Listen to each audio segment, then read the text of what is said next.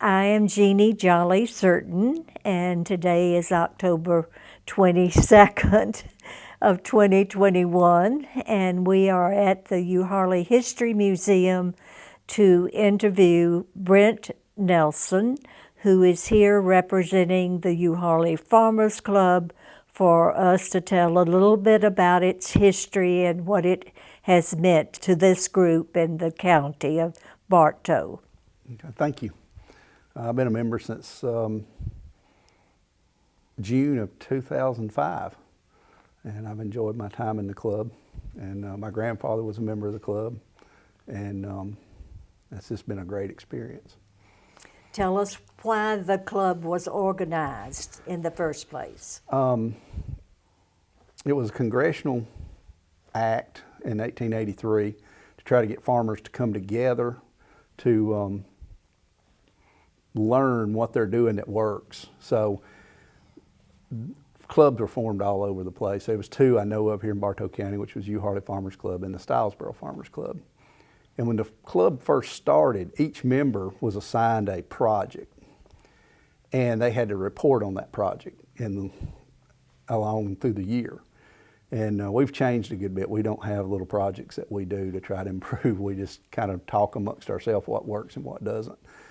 The original, when the club was set up, you have to host alternating months. You know, your time will come around about once a year. And originally, there was a committee formed of 3 other members that would come out and inspect your farm before you had to host, and then they would get up and do a report on it. Thank goodness we don't do that anymore. But that's the biggest changes in the club. But that was why it was formed. And to this day, even though we don't do projects and stuff, people talk about what's working, what they're seeing. I mean, it's kind of, if you listen when we have a club meeting, it's really interesting, the conversation, because it gets back to what everybody's seeing and what they're doing to combat it. And we all network pretty well that way. Well, I have heard that the 12 members were selected to represent the months of the year, and I hope, don't know whether that's true or not, but we'll go with that. Right. Do you remember the 12 original members? I know of 2, Adolphus Fink and Mr. Milam, and actually Joe Dodd. I remember seeing his name on there, but yes. I can't recall the others right off the top of my head. Well, the club bought bricks on the Euharlee brick walk that goes toward the covered bridge when the Historical Society was doing that. So if you ever forget their names, they are on bricks leading down to the covered bridge. But these are their names. You've already mentioned 3. Adolphus Fink, H. Milam, Dr. F.R. Calhoun, T.R. Hammond, Daniel Sullivan, Joe Dodd, J.B. Bradley, N.M. Adams, D.S. Stevens, J.H. Cole, J.H. Jolly, and Oscar Haney. Tell about your remembrance of any of those whose family members continue in the club today. You're one. In a roundabout way, yes. We farmed the farm that was originally owned by Adolphus Fink. And I'm not 100% sure on this because I haven't found it, but I want to say that the first meeting might have took place on that farm. There's families that are generational in the club. I'm one of them. My grandfather was a member. He came in the 50s. The Neals I know they're 3rd generation. Jim Raines I know he's 2nd generation. His father was a member. It does help if you've had family in the club. It kind of, when it comes time to replace a member, that kind of works in your favor. We do have the 12 members, and when someone either steps down or passes away in the club, we nominate members, and it's kind of a little bit of an ordeal. We do, you have to come in on 2/3 or better vote, and then that person is not told that they were nominated or voted in, then the person that nominates them goes out and invites them to be a member of the club. And we do have honorary members now. We have, I believe, 4 at this time. So it's an interesting little mix. At the beginning, generally speaking, the local editor of the paper or editors were honorary members. Does that continue today? No. I know Mr. Fleetwood was a member, but I know in the past we've had county extension agents as honorary members. Mr. Holland and Walter Coverhouse were still honorary members when I came in. Yes. And I really enjoyed I knew Mr. Coverhouse from when I was in 4-H, but I really got to enjoy getting to know Mr. Holland. He was a very interesting person. Yes, and contributed a lot. He did. He really did. What are the various forms of farms that are represented in the club now? We have row crop farmers. There's cattle farmers, which I'm a cattle farmer and I'm a poultry farmer. I think I'm the only poultry guy in the club. And that's about our mix right now. At some point in the future, the way the county's going, we may have some other type of agricultural endeavor that comes in, but right now it's just row crop beef and beef cattle and me with the chickens. In 1995, the Georgia Senate of the state of Georgia did a resolution, and I think it kind of represents a lot of the purpose of the club and so forth. It's front and back on this page, if you would read it. Recognizing the Euharlee Farmers Club and for other purposes, whereas the Euharlee Farmers Club of Bartow County, Georgia, conducted its first meeting in March of 1883, and whereas through good and bad fortune, through war and peace, the Euharlee Farmers Club has not missed a monthly meeting in 112 years. And whereas it is the oldest meeting organization in continuous existence in the United States and has been declared by the United States Department of Agriculture as the oldest farmers club in continuous operation in the world. And whereas the original purpose of the Farmers Club was to mutual improvement of its members in matters pertaining to agriculture and related subjects, and whereas organized before assistance to farmers was readily available from experimental stations, county agents, and college extension services, the 12 members of the Euharlee Farmers Club conducted agricultural experiments and other informative educational projects and share the results at monthly meetings and farm tours. And whereas, although the necessarily for the members to conduct experiments or to give farm tours ceased to exist, the Euharlee Farmers Club endured and still meets on the second Friday of each month and still holds its annual barbecue and traditions, which began in 1919. Now, therefore, be it resolved by the Senate that the members of the body recognize the commitment of the Euharlee Farmers Club, which by its uncommon fortitude, longevity, and steadfast commitment to purpose and tradition has enriched the lives of its successive generations and members as well as the entire community of Bartow County. Be it further resolved that the Secretary of the Senate is authorized to direct and transmit to approve copy this resolution to the Euharlee Farmers Club. And this was 1997 when this was updated. Right. Right. Now, it talks about the barbecue. Yes. And that's an interesting thing. The first barbecue was in 1919 for the members only, and it was well received. So in 1920, they decided to invite family and friends. So there's been a little debate on when the first barbecue was. Was it 1919 or 1920 when they actually invited guests? And of course, we couldn't celebrate our 100th last year. So we had kind of went back to the original. We had just the members, and we all got together and had a little barbecue together.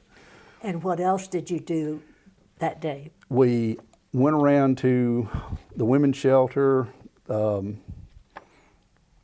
Hickory Log for the men, and several other organizations, and we gave out barbecue. Basically, we made the same amount of barbecue we normally would and just gave it away. And this sort of as a charitable act. Yes. You've spoken a little bit about replacing members when they either die or resign for whatever reason. This does not happen very often.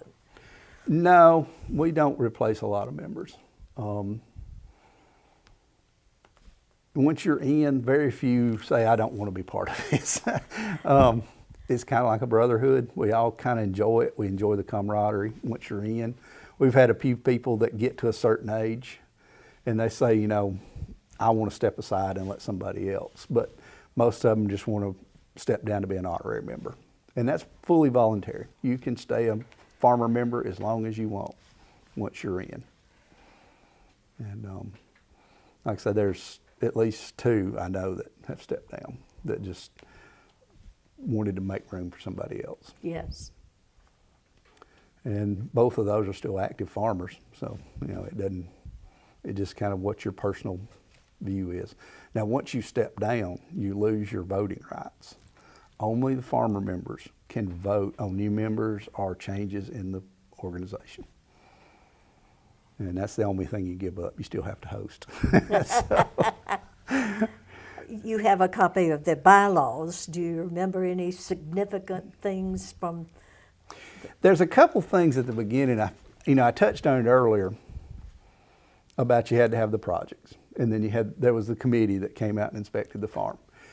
There was also a little monetary deal in there. If you missed a meeting without an excuse, I believe it was 50 cents or something like that you had to pay. And if you missed 3 meetings without a valid excuse, you were expelled from the club. And of course, we don't do that anymore. But, other than that, I think we're pretty much where we were, when we started. I can't think of anything really different that we're doing. Now, well, I take that back. It's not, we've been involved with a scholarship for several years. Yes. That's always neat. We've had several that have excelled and went on to do great things. That was through the Taylor Foundation. Glenn Taylor was a member, and he started that. And when he passed away, they kept that going. And we still do it on a little bit of a smaller scale. Now it's through the Georgia Highlands College. So we just, basically, the money's there, and we just say, this student deserves it, and that's how we're doing it now. Before, it was tied strictly to agriculture. You had to be coming from an ag family or going into the field of agriculture to get scholarship. And that's the biggest changes to that. I think that's a commendable thing that you've done as a body. Yeah, I'm really proud that we've done that over the years. Yes. And just to think that it's been around for more than 100 years. Mm-hmm. I mean, I just think it's remarkable. You talked about the barbecue. Are there any stories about that? Well, there's a lot. We always that have you good, can tell. Yeah, that I can tell. There's a couple that I might not want to tell, just from people that've cooked in the past and some of the stuff. Our lemonade is kind of famous. It's kind of a funny deal. Carl Pinson, who was a member for years, he stepped down. He was over the lemonade for years, and he was very particular with it. And I'd had knee surgery, and we all meet the morning before to squeeze lemons. Well, this was when Carl was stepping down. And of course, the old saying in the Farmers Club is you got to be there to defend yourself. And I wasn't there. So I got nominated to make the lemonade, and I've been making it now probably about 8 or 10 years. It's been a while. But I laughed because Carl helped me make it the first year. He came back, and I was laughing. I said, it's kind of like getting the Coca-Cola recipe because, it's almost guarded. But we have a good time with that. We serve a lot of lemonade at the barbecue. We usually will make, some years I've made as many as 9 17-gallon tubs, and all of it will be gone that night. And then, of course, this year was a little different. The guy that's been cooking our barbecue for years has retired. So David Holt and myself, we used Spear Nelson's recipe, which is a former member of the club, and we cooked 2 pots of stew, which I think turned out phenomenal. I mean, we really done a good job on it. But that's me. I'm bragging a little bit on myself. That's okay. But everybody seemed to really like it. But that's the biggest things from the barbecue. And who gets invited to the barbecue? That's an odd situation. It's kind of like a fundraiser for the club in a way, but we do not sell a single ticket. We as the members buy the tickets and give them away. And so there's no tickets other than the members that buy them. And then that's how you get invited, is a member gives you a ticket or in your family, and that's how we do that. And we've done that since the beginning. And are there specific people or people holding specific offices that you try to invite? They seem to get invited. I don't per se do that. I have such a large family. It's kind of a tough deal just making sure they all have tickets. Some people, I usually buy about 30 tickets. We've had a few people in the club buy up to 100, and so they give those out. And this year we didn't have as many as we normally do. We only had about 500. In 2019 we had 800 tickets out. So we had a lot of tickets out. And believe it or not, I'd say 85% of the tickets that we give out come back. So there's a lot of people come. And so it's an interesting little deal. Tell us about the Spear Nelson recipe for stew, Brunswick stew. I'm kind of glad we still had it. David Holt married into the Nelson family. He got Spear's old recipe. He's got Spear's old pot. And it's sort of a recipe that's common to this area. It's very unique to this area. The Jacksons in Stilesboro, in Taylorsville, the Harrises, the Laniers in Taylorsville, we all sort of have that same recipe, and it's very similar. And we're sort of famous for that. Joe Darby wrote about our barbecue and the Brunswick stew specifically in his book. Yes. And so I was honored to be able, we used that recipe this year, which I was kind of honored that we went back to that. That was neat. And like I say, to me it was just a hit, that it worked well. What names do you recall from the early days, or even in this century, people who've participated that you can remember? In the club? In the club. I think one that kind of stands out to me is Robert Stiles.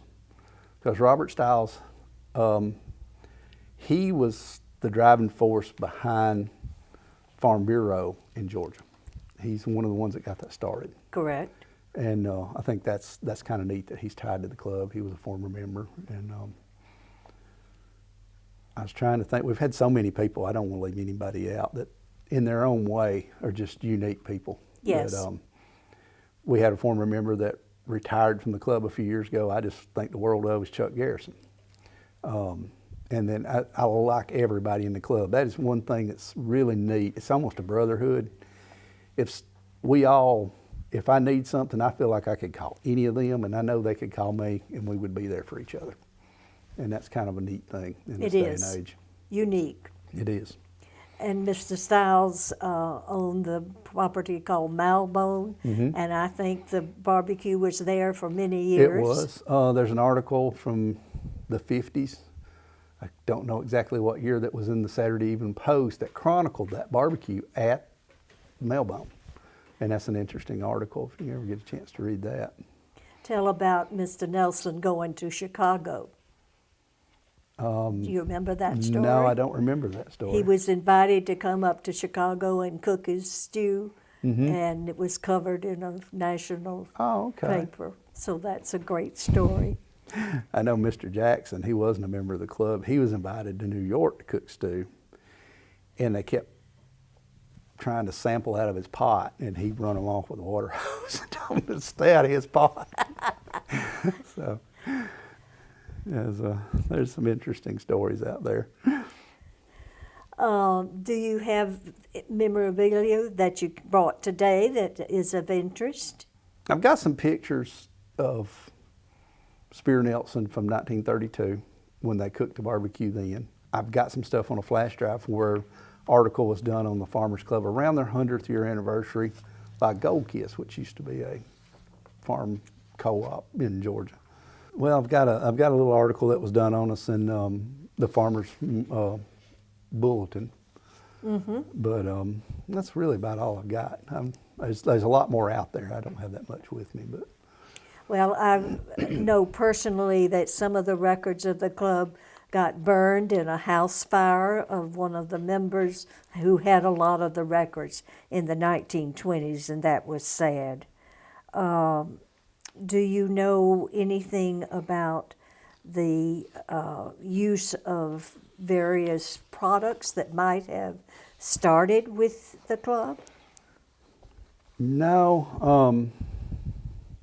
Only thing I've ever really heard is back when they did the experiment, somebody was given the experiment to use nitrogen when it first came out.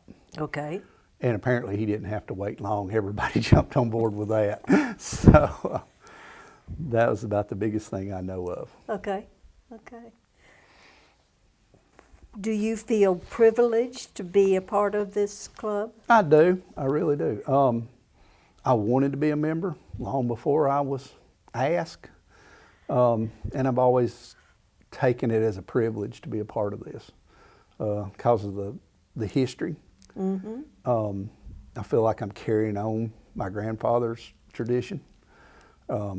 He worked for Soil Conservation Service. He was an ag all his life, and he had registered pole Herefords for years. And I just was always kind of there with him.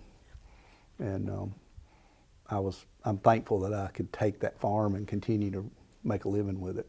And it's unique in this day and age. What is the future of farming? It's going to have to be there because people have got to eat and have clothes. I don't know about here because we're getting sort of overrun by urban sprawl. So only time will tell. Yeah.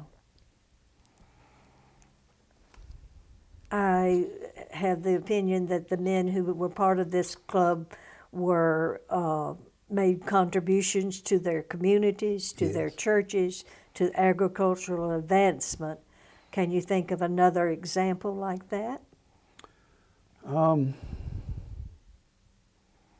off the top of my head, no. I sure can't. I know there's lots there, but nothing's coming to mind. But all of them belong to churches more than likely. Yes.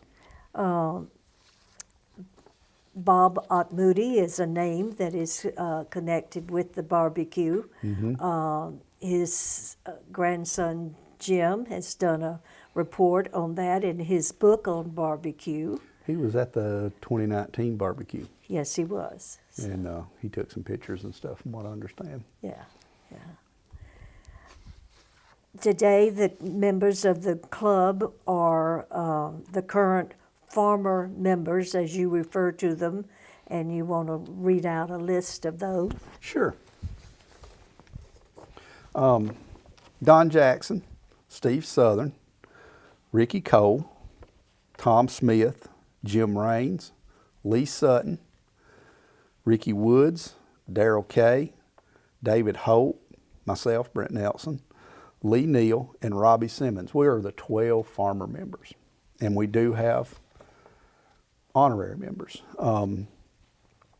Bob Neal is an honorary member now, Charles Croft, C.L. Tidwell, and there's one I forgot, and that's Steve Taylor. He is an honorary member. the current commissioner of Bartow County. And he farms some too. Yes, he does. And he used to own Taylor's Farm Supply, so he's tied with agriculture in this county. Yes. When the club was formed, in the community of Euharlee, there were 160 inhabitants.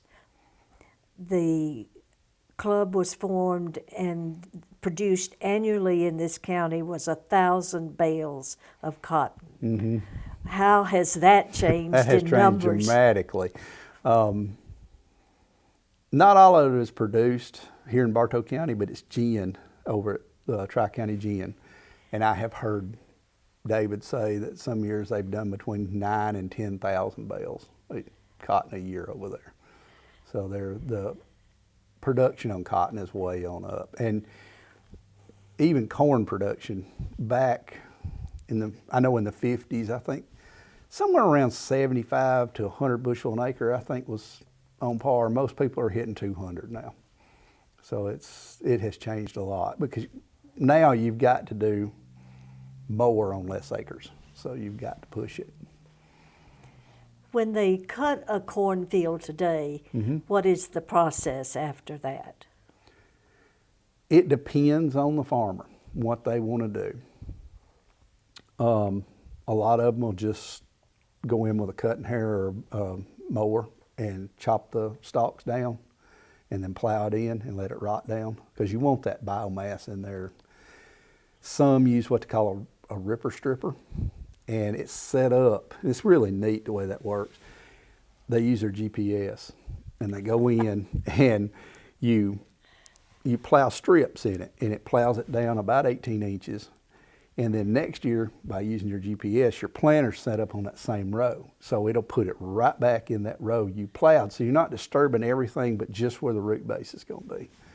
And that's a neat little operation. What are the things grown in Bartow County today? I know, well, corn, soybeans, and cotton are the three biggest. There's some wheat. Yes.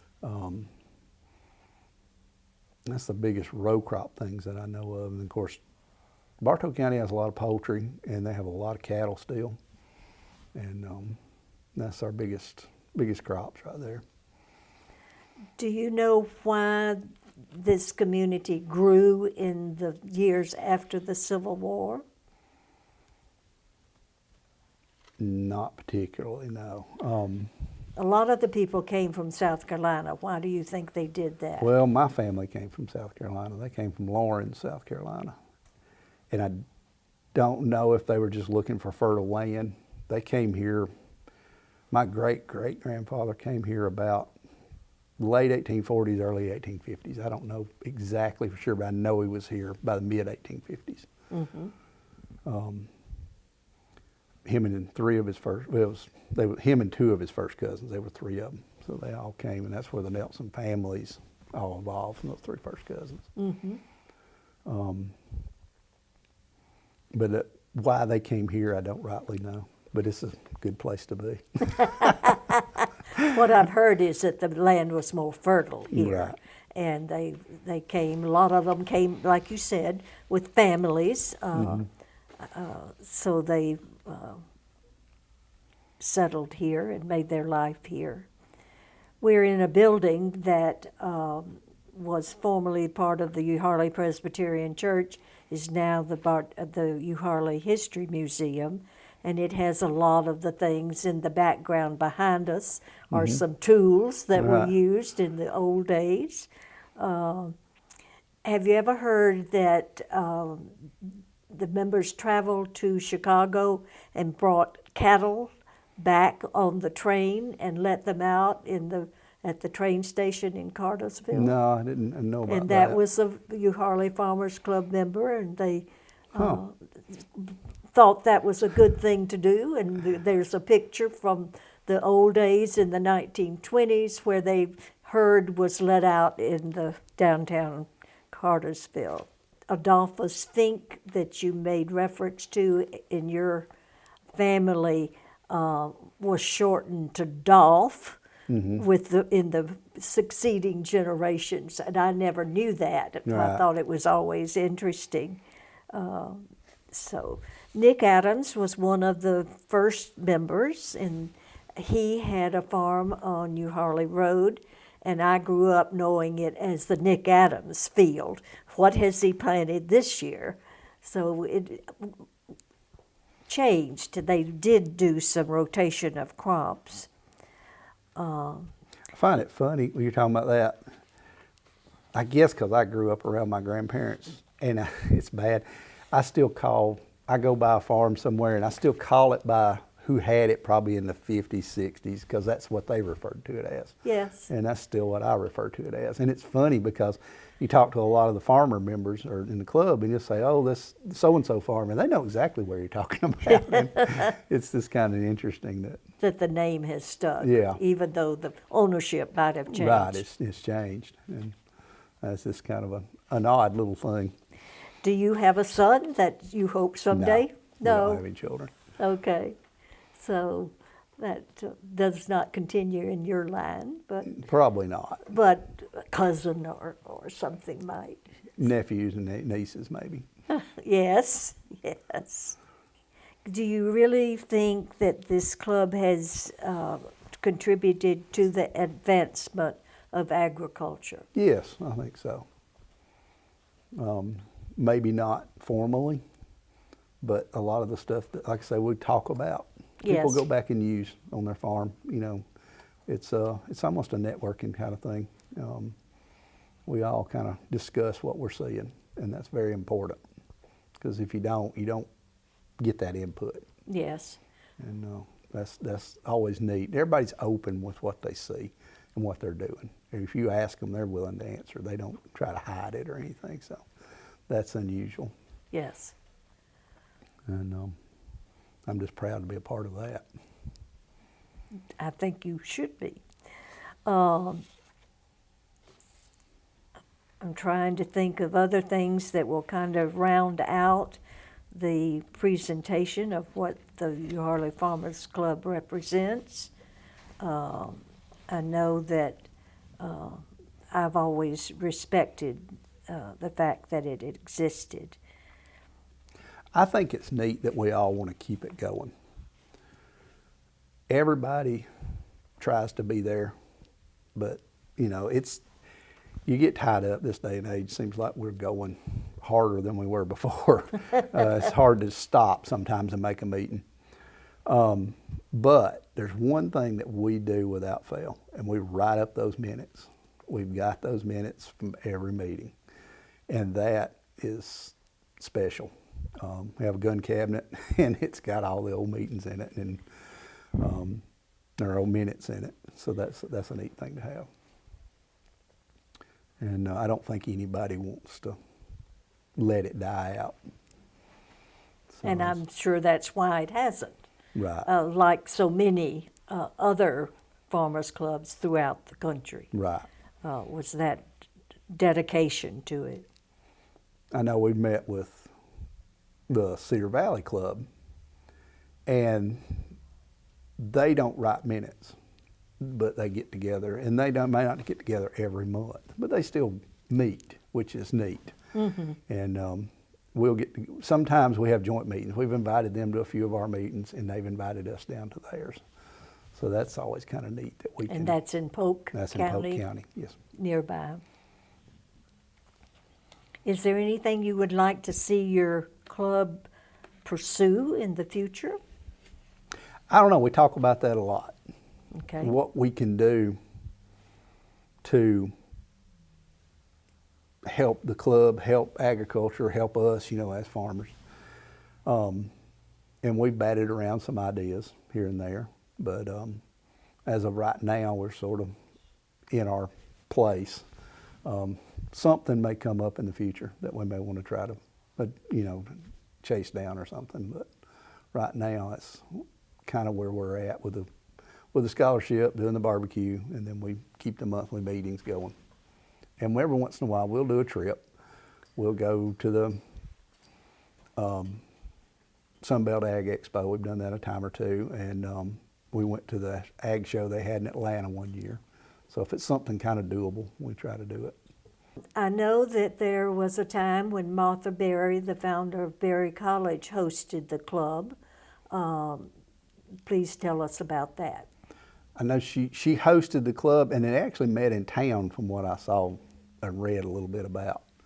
And you reminded me that Cora Harris had also hosted the club, which she was author and a congressperson, wasn't she, in this area? No, just author? the author, Okay. yeah.